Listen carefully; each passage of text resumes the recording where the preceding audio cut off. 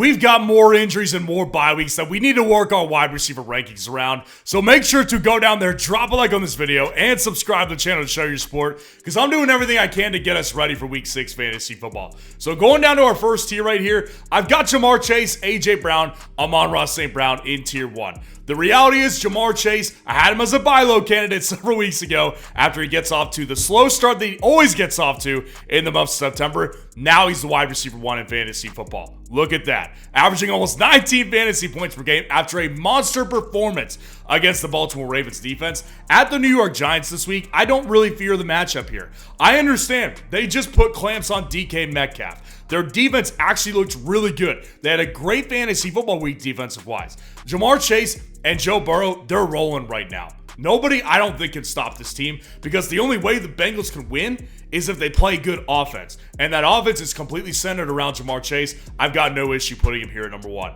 AJ Brown at number 2. The return is finally here. Our long-awaited nightmare is finally over. AJ Brown is coming back this week against the Cleveland Browns by all available accounts. It's at home. They're coming off a bye week too, which means that Jalen Hurts, who was kind of banged up a little bit before their bye week, he's going to come in probably a lot healthier than he would have if they weren't coming off a bye week, and they're taking on a very dejected Browns team. The bottom line is, the one game that we saw with AJ Brown, it looks like vintage AJ Brown. That dude is he just went through the month-long hamstring injury that I actually think the Eagles handled really well because they didn't rush him back. So I'm really big on AJ Brown moving forward. And Amon-Ra St. Brown at number 3. At the Dallas Cowboys, this is going to be a great matchup to watch because I really want to see how much Amon-Ra shreds this defense. Don't take the Pittsburgh Steelers last week as a referendum on the Dallas Cowboys defense. That defense is still not very good. The Steelers are just not very good offensively, and Amon-Ra St. Brown has been playing better, and again, they're coming off a bye week too. So I like their prospects again, and I have no fears putting Amon-Ra St. Brown inside of tier 1 this week. Dropping down to our next tier right here, I've got Malik Neighbors at number 4 and Jaden Reed at number 5. So with Malik Neighbors, obviously, he's still dealing with the concussion. I actually read this before I started filming, that Brian Daboll said he has no updates as of Monday night on what Malik Neighbors' status is. I mean, it's not good. I mean, they came off a 10-day rest period because they played on Thursday night in week 4, and he didn't play in week 5. So I'm hoping he's good enough to go in week 6, because obviously if he does, the matchup is so freaking juicy against the Cincinnati Bengals at home. So obviously it all depends, but if Malik Neighbors is out there, he's a top 4 guy. And Jaden Reed, this is the Jaden Reed experience. He's going to hit you big games, and he's going to hit you some games. It's a lot to be desired on the table. This is Deebo Samuel Jr. right here. Jaden Reed is Deebo Samuel.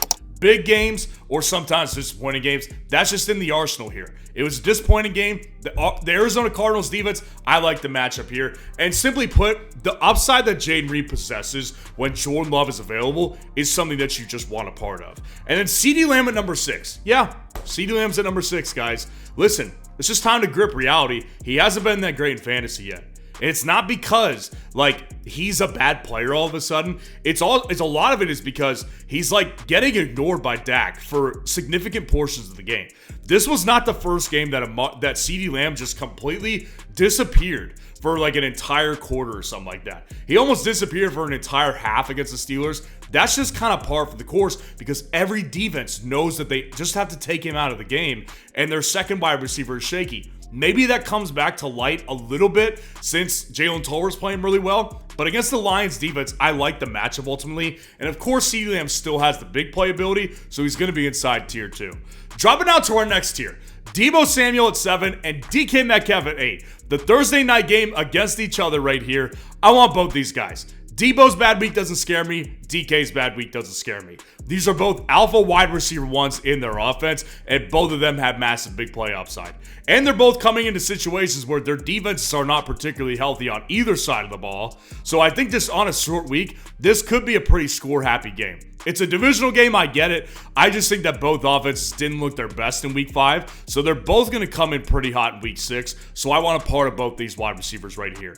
And then Marvin Harris Jr. at 9 and Drake London at number 10. I know Drake London people are really happy. We'll get into him just in a minute here. But with Marvin Harris Jr. at Green Bay, obviously last week Marvin wasn't good either. Marvin had a bad game, and Michael Wilson, the wide receiver 2 there, looked like the wide receiver 1.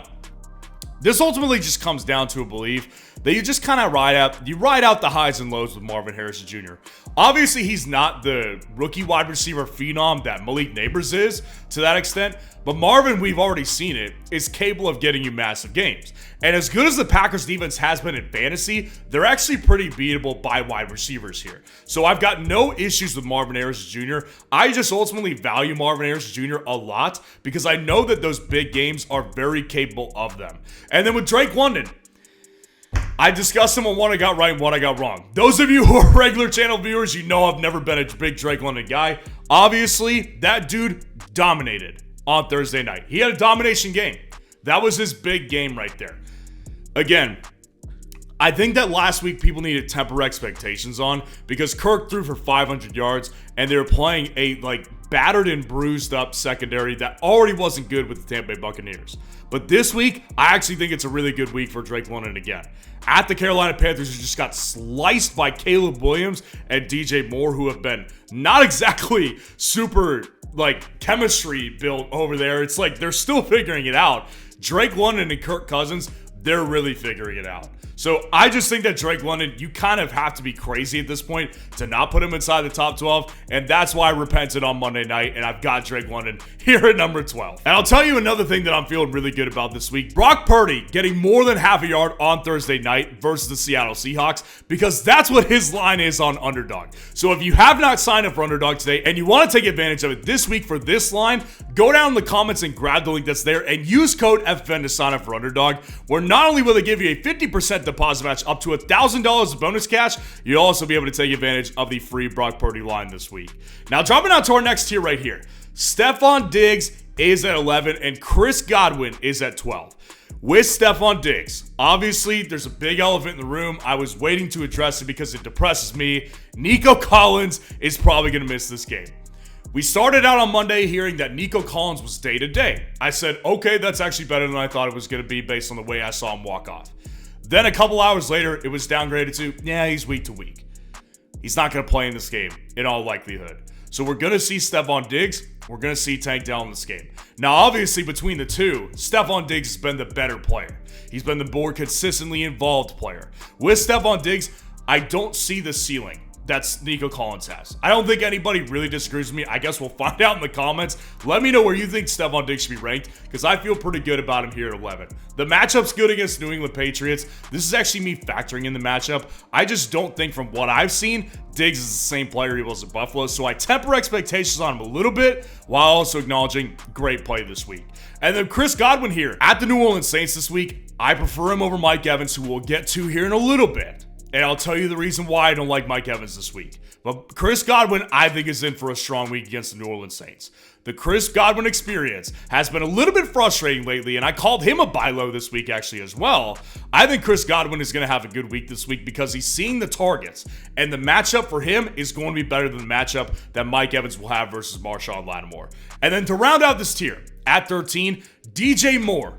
DJ Moore sees the Surgeons at 13 versus the Jacksonville Jaguars. So there's two parts to this, right? There's the hopeful side of me that's like, okay, DJ Moore breakout game looks really good with Caleb Williams. It's jump-started by a bad Carolina Panthers secondary. I feel really good after that game. There's also a part of me that's like, okay, the Jacksonville Jaguars matchup, that's a really good one as well. Feeling really good about this one.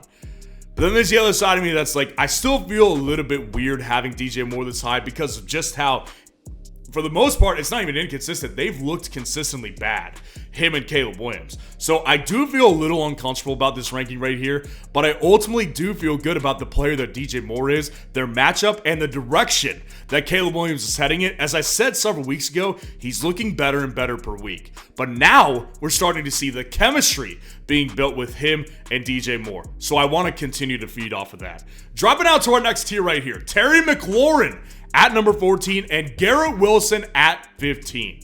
So with Terry McLaurin at the Baltimore Ravens this week, this offense is just moving so well. Like, I don't know when they get stopped. They're going to get stopped at some point. But Terry McLaurin, there's a good thing that's on. It's just like become apparent over the last 3 weeks. they're utilizing him as they should be. Now, Terry McLaurin is not going to get you 12 catches for 150 yards like Garrett Wilson and Drake London just did. But with Terry McLaurin, you're getting the big plays in addition to like several more catches in a game. So with the beautiful deep ball that Jayden Daniels has, combine that with a weaker defense for the Ravens, their secondary is pretty weak. So I could see Terry McLaurin taking advantage of this matchup again. And then with Garrett Wilson, he also has a massive breakout game. Finally, kind of the elite play that I have been waiting for from him for years and years with the New York Jets. It came versus the Minnesota Vikings, and he's got another tough matchup on the line. But actually, this matchup isn't as tough as it looks maybe because their defense is still dealing with tons of injuries, specifically in the secondary. They just got ripped up by the Texans, who would have ripped them up even more if Nico Collins didn't leave that game. With Garrett Wilson here, I still feel instability in this team because Aaron Rodgers is throwing 50 times a game. It's not sustainable, but Garrett Wilson benefits from those targets. So I do think Garrett Wilson ends up having another pretty strong game. And then to round out the tier, Deontay Johnson at 16 and Mike Evans lands at 17. With Deontay Johnson, this has been my problem with Deontay Johnson all year. I have been scared about the potential just collapse again with the Carolina Panthers. Because make no mistake here, the Carolina Panthers are still a bad run team. They're still one of the, if not the worst run team in the league. Andy Dalton was never going to come in and save this franchise. It just was never going to go like that. We were riding a high that we wanted to continue to ride, but it just came crashing down all of a sudden. So versus the Falcons this week, the matchup isn't particularly great, but there is an injury with Xavier Legette, so that should drive even more work towards Deontay Johnson to where I feel like he has a rebound game this week versus what he did last week. And then Mike Evans is 17. This is the bi-yearly explanation of why Mike Evans gets ranked low twice a year. Mike Evans historically struggles against one corner, and his name is Marshawn Lattimore of the New Orleans Saints. It's not even just that he struggles. And by the way, only one double-digit fantasy performance in a half PPR format since 2021 for Mike Evans against the New Orleans Saints. It's not only that he plays bad against Marshawn Lattimore. Lattimore's in his head. There's been games where he's gotten ejected from the game because he just, that rivalry is real. And Marshawn Lattimore has just gotten the better of Evans over the years, and Evans gets frustrated. So, like, the reality is, like, I'm not predicting that he's going to end up getting kicked out of this game at some point. I'm telling you it has happened, though, and I'm telling you that this is a matchup that if you can stay away from Evans in, I would personally recommend because he historically does not do very well against Marshawn Lattimore. Dropping out to our next tier, the Devonte Smith is back for the Philadelphia Eagles at 18, and Khalil Shakir, if he plays, at 19. Devonte Smith taking on the Browns again. Coming off a bye week, the dude was injured before their last game, so Devonte Smith should theoretically be coming in fully healthy off that concussion that he sustained. And again, this Browns team is just beaten down so badly that I just think that with their full arsenal of weapons again, they're going to have a big revenge game against the Browns, who were just dejected as a team. And against the Eagles, like, the Eagles are just a team that hasn't really hit their stride yet, but obviously have tons of potential when everybody's out there. I think everybody on the Eagles is going to eat this week. I want every piece of the matchup. That's why I'm taking Devonte Smith here at 18. And Khalil Shakir. Obviously, this is going to be one to watch this week. He missed the game against the Texans because of a groin injury. So with Khalil Shakir, we saw without him versus the Texans, this offense is not the same. Josh Allen was like 9 for 30 through the air. It was one of the worst games I've ever seen Josh Allen play. He was horrible. That's because he didn't have Khalil Shakir, though. Shakir is easily the most reliable target. I think Keon Coleman, they want him to be. He's more of a big play threat right now, though.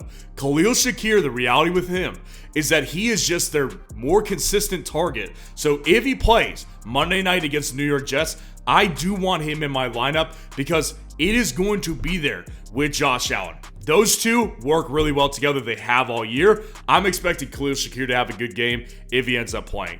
T. Higgins at 20 and Darnell Mooney at 21. T. Higgins felt great because I said to start him in a lot of scenarios last week. He ended up having a massive game. 2 touchdowns, almost 100 yards receiving, and T. Higgins is in line for more. At the New York Giants this week, listen, as I said with Ja'Marr Chase, this team just simply needs to throw the ball to win games. It's Joe Burrow, it's Ja'Marr Chase, and it's T. Higgins. That's what this offense is. Now, their run game's picking up a little bit because Chase Brown is getting more involved, but this defense can't stop a nosebleed. So they just realistically are always on the wheel offensively, and they continue to have to produce major fantasy points. That's why T. Higgins is one of the best wide receiver 2s on his team in the NFL in fantasy football terms. I want him again this week against the New York Giants. And then Darnell Mooney at the Carolina Panthers. Mooney has the week that is massive. He had a better fantasy week in a lot of scenarios than Darnell Mooney did, depending on your scoring format. He was excellent too. Actually, should have had a hat trick. He was really close to having a hat trick if he didn't just drop the freaking ball. So with Darnell Mooney here, I've got a lot of confidence in this offense because, again, I actually think it's relatively sustainable. Not that level of production, but his role in this offense with Kirk Cousins is very sustainable because Kirk just looks for him when a play breaks down. And there's obviously scheme plays for Darnell Mooney. He's been a massive addition to this team, and I just want a piece of the matchup here. Darnell Mooney inside of the top 25 this week. Feeling great about this one. And I like him better than Chris Olave. Olave's a bum. I mean, let's just really call it what it is. Chris Olave's a bum. I mean, this guy on Monday night, he dropped an easy pass that was perfectly laid in there by the backup quarterback late in the game to advance, to move the chains and to keep the Saints alive. And he just it looks like he didn't even care. I mean, this is my problem with Olave as a player. This guy doesn't look like he really cares. In fantasy football terms, he was obviously horrible too. So with Derek Carr potentially going to miss this game, I don't know if I even want anything to do with Olave. I guess just from a target perspective, maybe they get back on track, but they are starting to look terrible offensively again, as I thought they would be before the year, and Chris Olave is suffering as a result. I don't feel confident playing him against the Bucs, but I will say the only thing keeping him inside the top 25 is the matchup this week against the Bucs defense. Dropping down to our next tier right here. Brian Thomas Jr. at 23 and Zay Flowers at 24. Brian Thomas Jr. probably feels low. This guy's a top 10 wide receiver in fantasy. He's been great in fantasy football, especially where you drafted him at. The problem with him this week is he's taking on the Bears. The Bears just shut down Deontay Johnson. I mean, the Bears defense is no joke. They are legit, especially their secondary. They're shutting down really good players. I mean, the Brian Thomas Jr. thing, I like him, and I think that he's going to continue to just be the wide receiver 1 in this offense. I think he's taken the role at this point, but this matchup's tough. I don't think he's seen a defense of this caliber yet. I don't think it's going to be a pretty matchup for Brian Thomas Jr., so I'm personally in a lot of situations probably going to look to sit him this week. Zay Flowers at 24. People may think, why isn't he higher? This is par for the course. Zay Flowers has big games. He will also give you what he gave you in week 4. Against the Commanders, matchup is theoretically really good. Obviously, the Browns couldn't get anything going, but they have Deshaun Watson. The Ravens have Lamar Jackson. So there's a difference there by far. Zay Flowers, though, even in their best games sometimes, just doesn't produce.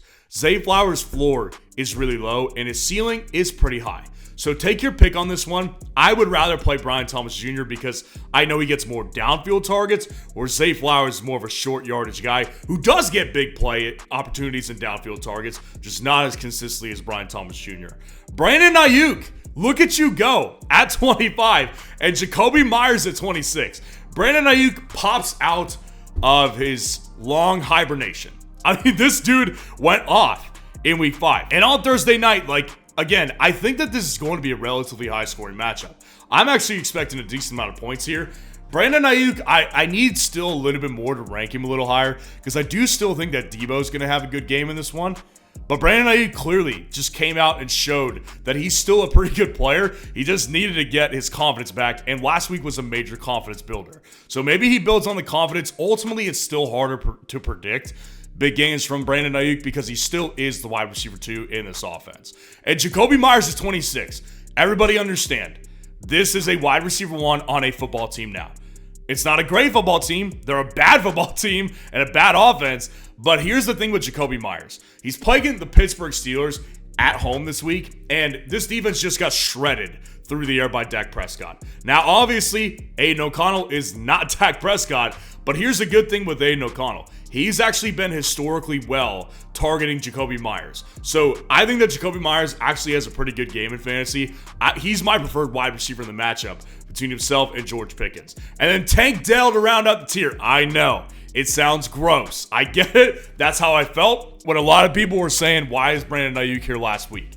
Tank Dell is going to have a week, and it could be this one. He could have a big game in this one. I would not be surprised in the slightest. I just had some questions about Tank Dell dropping him last night on the What I Got Right and Wrong live stream. I would not drop him. He's about to perform without Nico Collins. I believe this is going to be a good week for Tank Dell against the New England Patriots because the matchup is great, and they're just simply going to have to force more throws to Tank Dell. And the guy is a good player. He has chemistry with CJ Stroud. It just hasn't shown itself. But much like Brandon Ayuk, this guy's in line for a big game at some point, and I think it could be this week. Dropping down to our last tier. Josh Downs at 28, Wan'Dale at 29, and George Pickens at 30. Josh Downs at Tennessee, completely dependent on Joe Flacco versus Anthony Richardson. We all saw what Josh Downs can do with Joe Flacco the last 2 weeks, and we've all seen what any wide receiver could do with Anthony Richardson. It's a totally different ballgame. And here's the deal. I like Downs better than Pittman this week because Pittman's going to be matched up against L'Jarius Sneed. So I am ranking these guys down here because I think Anthony Richardson is going to return in this game. From what I've seen, it looks more likely that he returns. However, if Joe Flacco plays, Downs is probably going to shoot up into this next tier above him. We'll just have to see how that goes. Wan'Dale Robinson at 29. If Malik Neighbors is back, Wan'Dale Robinson's easily a top 30 player. Cincinnati Bengals, terrible defense. Wan'Dale Robinson is getting all the short targets. He saved his week last week with a touchdown, really, so I don't really look too much into that. But the reality is, like, when Malik Neighbors is playing, this offense is totally opened up, the entirety of it, including Wan'Dale's role at or near the line of scrimmage. So I really like Wan'Dale Robinson if he has Malik Neighbors. If he doesn't, he probably drops outside the top 30. And then George Pickens to round it out. At the Las Vegas Raiders here, this ultimately just kind of comes from belief. I think they're going to be able to put up points against the Raiders. That's a tall task for the Steelers offense because they've looked atrocious once again, all over again. It's like last year all over again, last week against the Cowboys. A beatable matchup here. The Raiders are such a dejected team right now. I just think that they're going to be able to do something. And George Pickens, although he is definitely not getting his targeted as much as he should be, is still obviously the wide receiver one. So I just want a piece of it, and I hope I do not regret having George Pickens at 30. And as I do at the end of every single rankings video, I give you my favorite underdog wide receiver of the week if you are playing an underdog best ball draft in week 6. And this week, I feel really good about this one. He was so close to being inside my top 30. I've got Ladd McConkey at the Denver Broncos here. Now, you may have heard me saying for weeks now, any wide receiver one that is playing Denver is going up against Pat Surtain, and I do not want a piece of them. Ladd is unique, though. Ladd is most of the time a slot wide receiver. I don't know how frequently Pat Surtain is going to be lined up against him. Something tells me, based on what I've seen, I don't think what we're going to see is a lot of Pat Surtain versus Ladd McConkey in this game.